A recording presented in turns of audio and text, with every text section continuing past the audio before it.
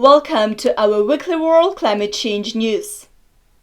To address the growing climate crisis and take urgent actions against its consequences for the planet and local communities, former US Vice President Al Gore, through the Climate Reality Project, appealed to the climate reality leaders for organizing presentations at their local communities on the 20th-21st of November 2019. There were over 1,300 presenters in action, giving 1,750 presentations in 80 countries, all 50 US states and on 7 continents across the world. Oxford Dictionaries has named climate emergency as its 2019 word of the year. According to data collected in the Oxford corpus, the use of the term climate emergency increased by 100-fold since 2018. Most media use climate emergency or climate crisis instead of climate change to better convey the urgency of the situation.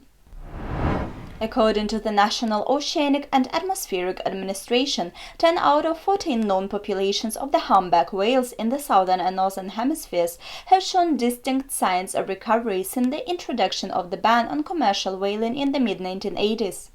Historic data has allowed researchers to more accurately estimate pre-hunt population levels and reveal these promising findings. However, the worry is that humpback whales' health may soon be at risk once again, as the animals face new threats from the marine debris and climate change affecting the entire marine ecosystem. According to a recently published time-lapse video of ocean ice forming and melting over the past 35 years, it has been found that due to the faster melting of the sea ice off the coast of Greenland, only 5% of the original mass is remaining. Now the oldest and thickest ice has been replaced by thinner and unstable ones which get melted easily. It has caused the survival of the species from tiny algae to mammals, depending on the icy environment, highly uncertain.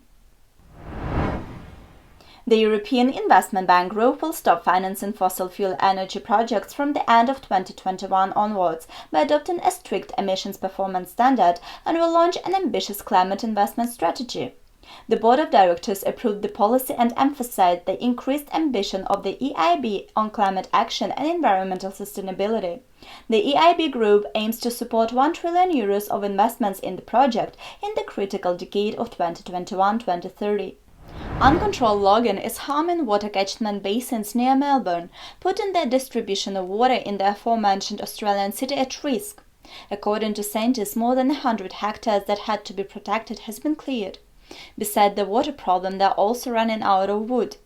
This will generate unemployment in the forestry industry, something very worrisome for the businessman, as reforesting the damaged areas is not an easy task and losses calculated in the sector are millionaire figures.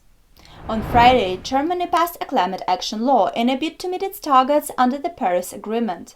It approves a raft of measures, including a €60 billion spending package, a fee system for carbon emissions, and taxes to make flying more expensive. The law, however, has been sharply criticized by opposition lawmakers and climate scientists alike for its lack of ambition and scope. In recent years, Xalapa has been facing the brunt of climate change with fluctuating temperatures and erratic rainfalls that destabilize the mountain slopes, resulting in landslides and floodings of adjacent cities. With the City Adapt project, Xalapa became the first Latin American city to use nature to adapt to climate change. With a combination of such nature-based solutions to build climate resilience, Xalapa strives to strike the crucial balance between nature and people. While the threat of plastics and microplastics on marine life is a well-known one, scientists are now reporting evidence of metal pollution creating danger for coral reefs around the world. Analyzing metal contamination in the sediment at 15 coral reef sites around Puerto Rico, the researchers found a stark reduction in recovery from a type of coral disease affecting sea fans in reefs with higher copper concentrations. The findings unequivocally demonstrate a systematic impairment of coral health caused by copper and warming oceans. Thank you for watching us. This is Alexandra on Weekly World Climate Change News. Please subscribe to our channel and join us here next week.